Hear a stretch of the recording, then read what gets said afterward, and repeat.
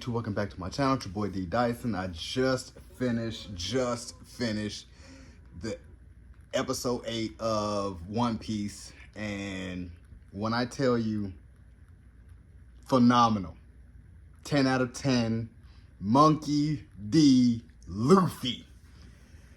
Oh my gosh, where do I begin? Like I said, highest grossing anime, manga of all time, and we finally get a live action of One Piece, and didn't know what to expect from my trailer reactions. It was just mixed martial arts. It was kooky, it was crazy, but an adventure nevertheless. And I was like, okay, I want to check this out. And man, from episode 1, I was hooked. I've never binge watched a series on Netflix other than Dahmer in one day. Never. Like, it took me a day because I was watching it, like 1 or 2 o'clock, and then wake up this morning, finish it, and I was like, oh my gosh, oh my gosh, oh my gosh. Monkey D. Luffy is the most charismatic. You can tell that he's very optimistic to where it can be, like, not saying get on your nerves, but in the right moments, you need someone like that as a captain. And you see from a young Luffy that he wanted to be a pirate since he was a little boy, when he was by Shanks. And Shanks was always like a good person, like a good pirate basically. And he wanted to be like that. So you've seen what that looks like. And that's why he is the way he is. And I love this because the array of different pirates have abilities that you have to go against. And I was trying to figure out, well, what is his? And then he explains it to old boy that wants to be a Marine, Kobe. And he was like, yeah, I ate a devil fruit, and lucky for me, it was like a gum fruit. Like, so he's able to stretch it. He pulled his cheeks, he could stretch. So he's basically like Dazlim from Street Fighter. He could stretch his limbs. And I just love, and I love how they call out their finishing moves. Like Game Gam, kind of like Dragon Ball Z, like Kamehameha. And I'm like, this is dope. I really wanted a Dragon Ball Z live action series. I really do, just off of watching this. But let's get back to the story. My second favorite person of this is Roronoa Zoro. I love his story. You know what I'm saying? He was very hardened, very, you know what I'm saying? When you met him, he was a pirate bounty hunter and very good at his job. And I was looking at him like, why does he carry 3 swords? And Luffy looked at it, was like, yeah, why does he carry 3 swords? And where does it go? Especially when he met him in a bar. And when he was fighting, it wasn't until they were about to do the prison break where they're going against Captain Morgan with the one hand. So I was kind of like, okay, then he finally put it in his mouth, and I was like, that's where it goes. I'm thinking the same thing, like, that's where it goes. That's why he can. And I was like, this is just blowing my mind. He was a really, really good swordsman. He practiced just as a Japanese ninja, and his opponent was a girl, was always beating him as a kid. And then she, died on an unfortunate accident. She died, and he really was left with trying to, prove himself as being the world's greatest swordsman. So I really loved his story arc, and I cannot wait to continue it. The thing that got me the most, that just really tugged my heartstrings, was when he went against old boy with the yellow eyes and a big old sword, Dracul or something like that. That's his name.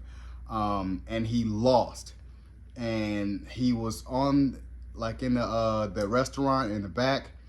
And he finally had woke up and was, it was just him and Luffy, and he was just kind of like remembering and it was, of his childhood. And he kind of looked at Luffy, was like, man, you're here for me. You know what I'm saying? I vow never lose again. I lost. I let you down. He just looked at Luffy, was like, you're my captain.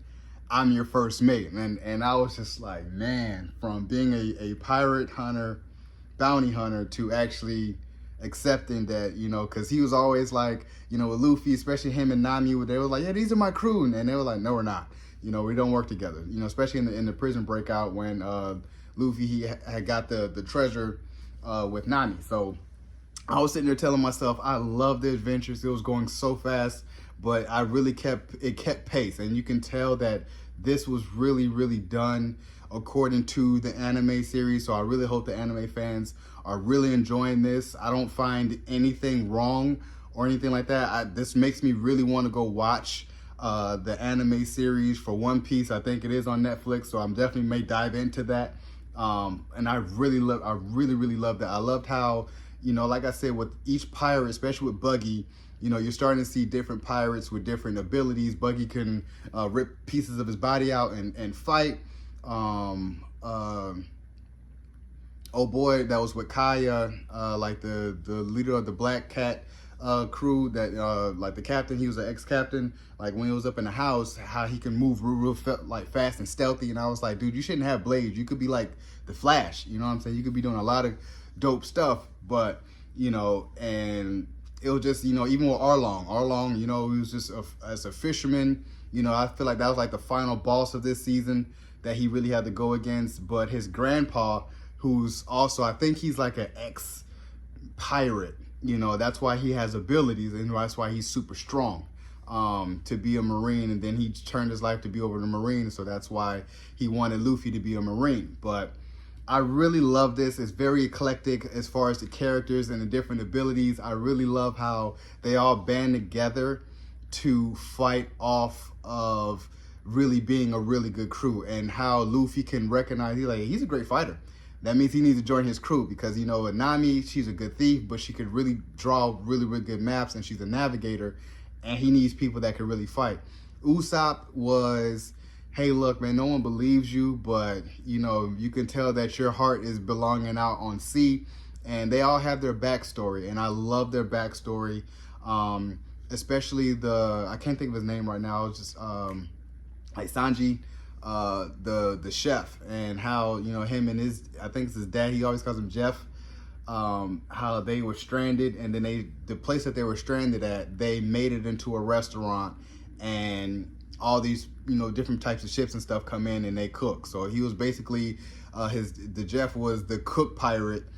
They always cook. So I was telling myself, all these pirates have different abilities, and I'm just here for it, because I'm just like, every time I'm hearing Game, rocket, I'm just like, this is so dope. You could tell the anime, you know, of when he does stuff. I'm just like, it really reminds me of Dragon Ball Z.